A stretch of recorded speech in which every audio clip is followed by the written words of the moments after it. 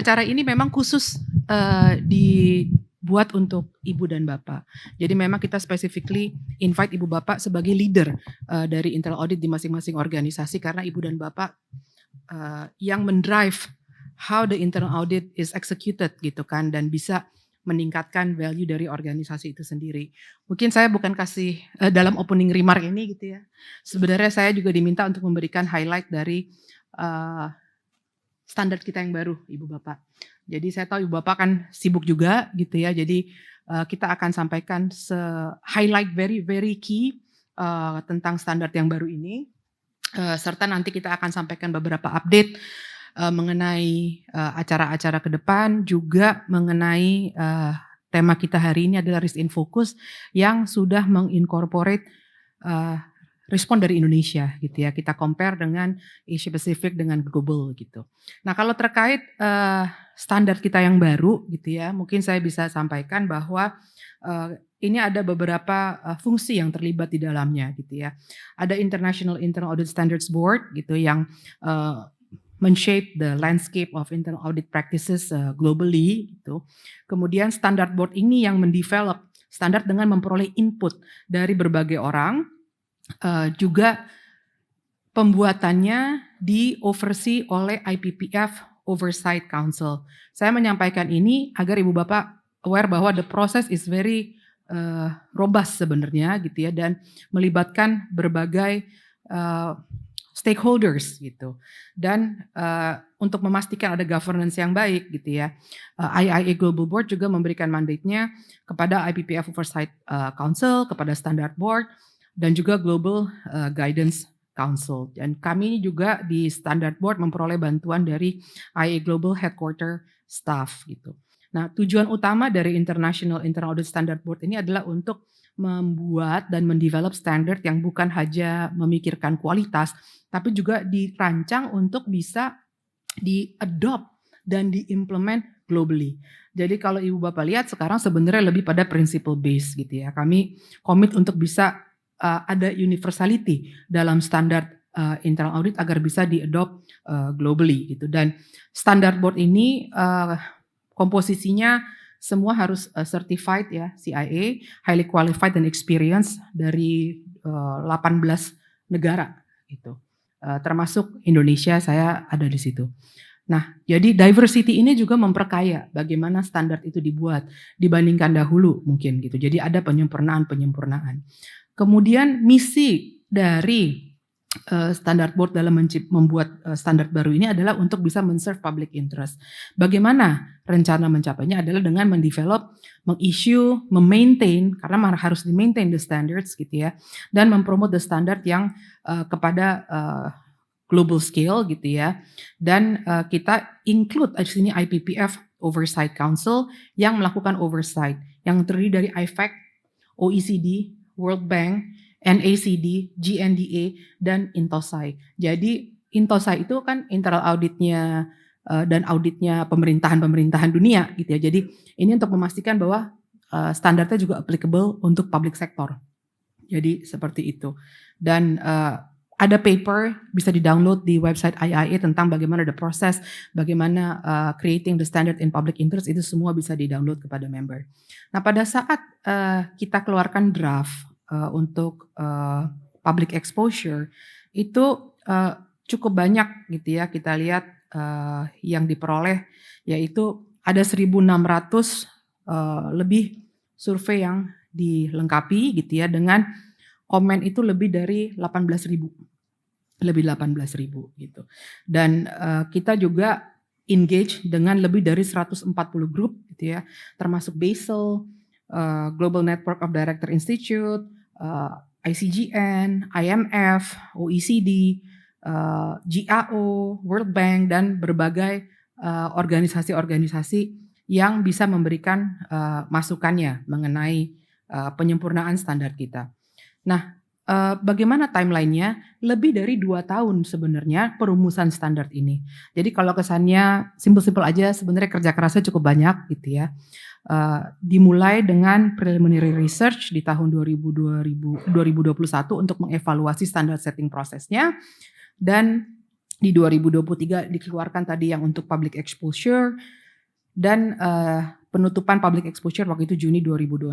Nah, dalam timeline ini juga kita bisa lihat kapan translasi gitu ya, rencananya dilakukan, kapan digitally enhanced version yang bisa diklik lebih luas lagi, elaborate, dan standar baru ini akan efektif 12 bulan setelah 9 Januari 2024, yaitu berarti mulai efektif 9 Januari 2025. Tujuannya supaya ada waktu 12 bulan supaya internal audit function bisa transition untuk bisa belajar lebih jauh juga bagaimana penerapannya.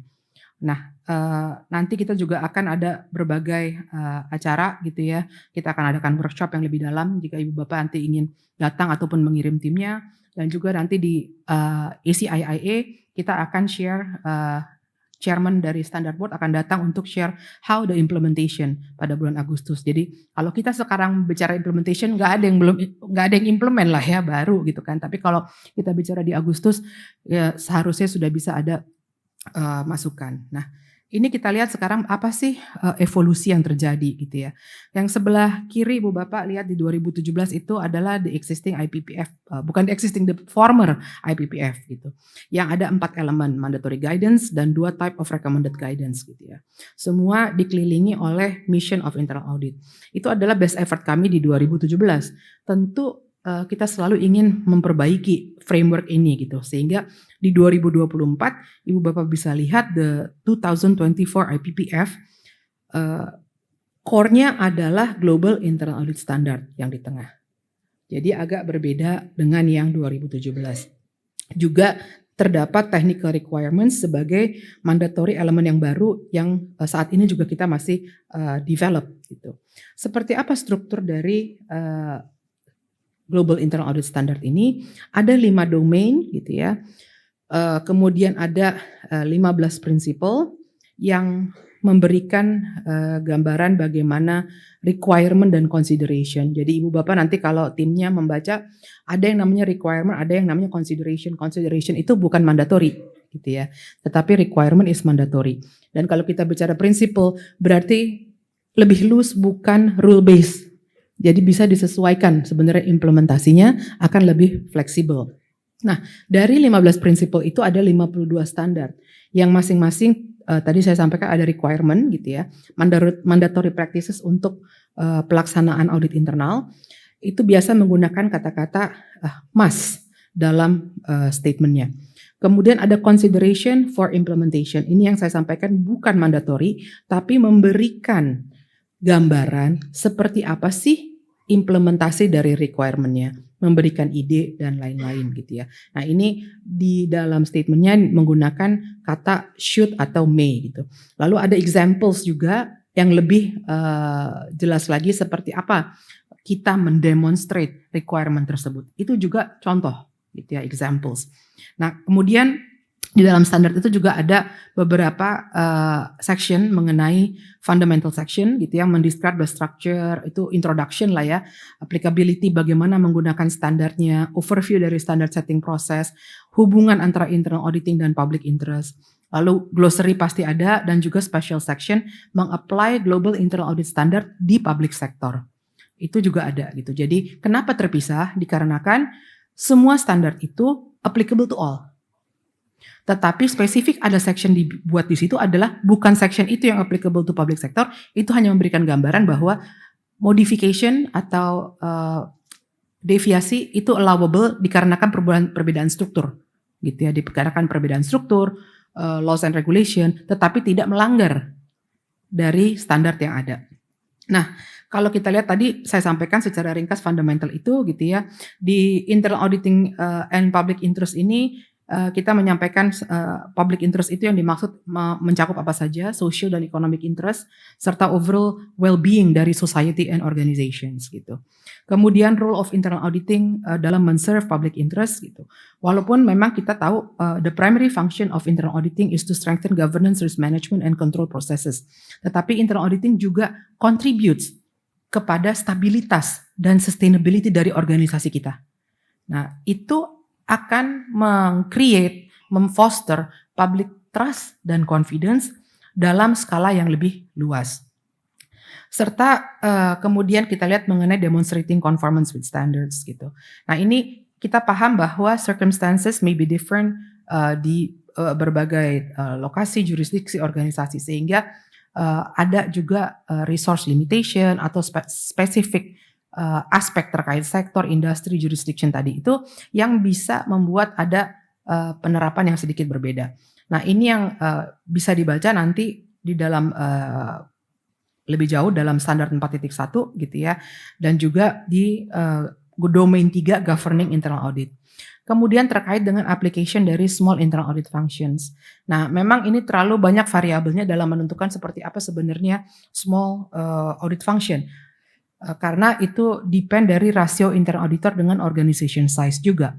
Tetapi apabila, internal audit function-nya very small, tentu bisa memperoleh bantuan dari, unit-unit atau function lain di luar dari organisasi. Kemudian mengenai, bagaimana kita cope dengan small function limitation itu juga sudah disediakan standarnya, yaitu kita assess bagaimana financial resource management, internal quality assessment, oversee dan improve engagement performance. Dari public sector tadi saya sampaikan bahwa kita paham tidak 100% applicable dalam struktur gitu ya, sehingga, kita harus memperhatikan, laws and regulations, governance and organization structure, dan juga funding. Nah, guidance yang di dalam section itu adalah untuk membantu teman-teman di public sector untuk menerapkan, global internal audit standard. Nah, secara ringkas mungkin saya sampaikan seperti ini strukturnya, ada 5 domain, 15 principles gitu ya. Domain 1 ini adalah purpose of internal auditing, yang memberikan, informasi yang ringkas tentang, bagaimana, esensi dari internal auditing. Nah, ini dimulai dengan purpose statement, yaitu internal auditing strengthen the organization's ability to create, protect, and sustain value by providing the board with management, with independent risk-based and objective assurance, advice, insight, and foresight. Nah, jadi kalau kita lihat cakupan kita tuh banyak sebenarnya gitu ya, dan tujuannya adalah untuk menguatkan kemampuan organisasi kita to sustain gitu. Jadi itu mungkin kita juga harus, mindset kita juga bukan hanya memikirkan function kita internal audit, tetapi how we support our organization. Nah, tentu itu hanya bisa terjadi gitu ya, karena di situ juga kami sampaikan bahwa, beberapa benefit dari internal auditing gitu ya, seperti ability to successfully achieve organization objective, memperbaiki governance, risk management, control processes, memperbaiki decision making and oversight abilities. Tetapi di situ kita juga sampaikan it can only be achieved bila hal-hal ini terpenuhi. Jadi tujuannya supaya ibu bapak mendapat support dari, top management sebenarnya. Jadi we can deliver this if you support us this way gitu. Karena kalau kita bicara standar yang dulu itu tidak bicara dengan pimpinan-pimpinan di, BOD BOC. Itu bicara kita-kita aja sendiri gitu ya. Rame-rame sendiri aja gitu.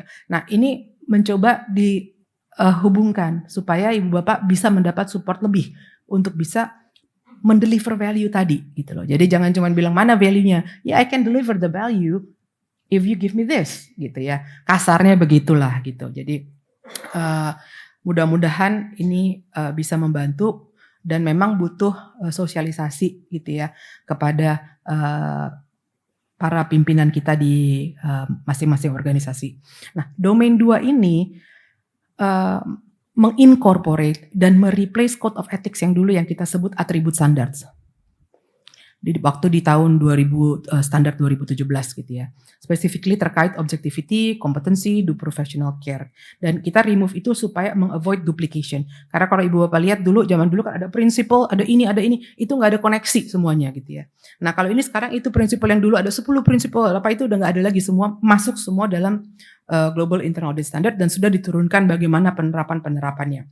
Mudah-mudahan akan lebih lebih clear karena sudah ada kita memberikan penekanan terkait dengan bagaimana untuk authority, role, responsibility, independence, oversight juga di domain 3 dan kalau kita lihat di domain 4 nanti itu mengadres ibu bapak ya sebagai chief audit eksekutif dan leadership role Ibu Bapak dalam memanage all aspect dari internal audit function.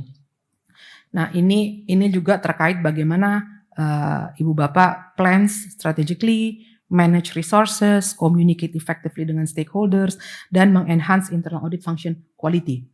Nah, di domain 5 ini include standard for planning, performing, communicating engagement results, dan ini lebih banyak kita how to do gitu ya, lebih di bawahnya lagi. Kalau yang tadi 4 adalah how you manage your function gitu.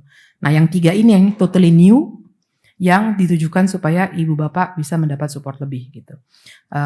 Seperti apa mungkin nextnya gitu ya, akan ada topical requirements yang dibuat untuk membantu internal audit function baik large, small, private, public sector untuk bisa memahami significant objective, risk, controls untuk particular topic yang sesuai dengan ibu bapak.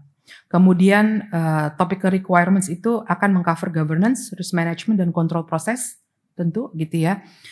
Dan tujuannya adalah untuk meningkatkan konsistensi dan juga kualitas dari layanan audit internal yang Ibu Bapak lakukan dan memperkuat serta memastikan adanya relevansi yang berkelanjutan tentang pelaksanaan audit internal dengan evolving risk landscape. Karena kan riset terus akan evolving gitu ya. Nah, timeline-nya ini rencananya adalah topical requirements itu akan under development 2024 gitu ya sampai dengan quarter 2. Kemudian untuk di public comment akan kita share di late Q2 atau Q3 dan dipublish di akhir 2024 insya Allah. Kemudian tentu 12 bulan setelahnya akan efektif. Setelah itu kita juga akan ada topics under consideration. Jadi misalnya untuk organisasi yang heavy in IT gitu misalnya. So they have to manage the cyber security gitu kan ya. Itu kita juga sedang pikirkan under consideration. Atau yang memberikan impact operasinya terkait banyak dengan environmental, social, and governance, banyak menggunakan third party management, itu merupakan beberapa topik yang saat ini juga under consideration. Dan yang tentu public sector. Nah, jadi masih banyak waktu juga untuk bisa mempelajari dan masih akan banyak panduan-panduan yang diterbitkan untuk membantu ibu bapak gitu ya mengenai ini semua. Nah, mungkin yang ibu bapak juga tertarik adalah mengenai external quality assessment gitu. External quality assessment ini kami rekomendasikan adalah tidak perlu sebenarnya menunggu sampai dengan ini efektif gitu ya. Kalau due in 2024 gitu ya, bisa proceed assessments dengan yang lama atau yang baru. Tapi kalau 2025 tentu harus bisa mengakses dengan yang baru supaya lebih tahu gap-nya gitu. Nah, kalau assessment-nya due in 2025 or beyond gitu, mungkin juga bisa tadi saya sampaikan kita cobalah pakai yang baru harusnya gitu supaya bisa benar-benar ini kan. Nanti kita juga akan punya quality assessment manual untuk membantu itu semua. Sementara kalau terkait sertifikasi gitu ya, itu saat ini masih menggunakan standar yang lama gitu ya, masih menggunakan standar yang lama dan tidak akan ada perubahan mungkin sampai dengan Mei 2025. Gitu. Jadi kalau ibu bapak atau tim ibu bapak ada yang sedang ambil langsung mendingan sih dikelarin aja gitu daripada nanti harus mengulang ambil yang baru. Mungkin sekian dari saya supaya nanti ada waktu lebih banyak bicara mengenai risk in focus gitu ya. Dan terima kasih ibu bapak atas kehadirannya untuk kita sama-sama bisa diskusi pagi hari ini. Terima kasih. Waalaikumsalam.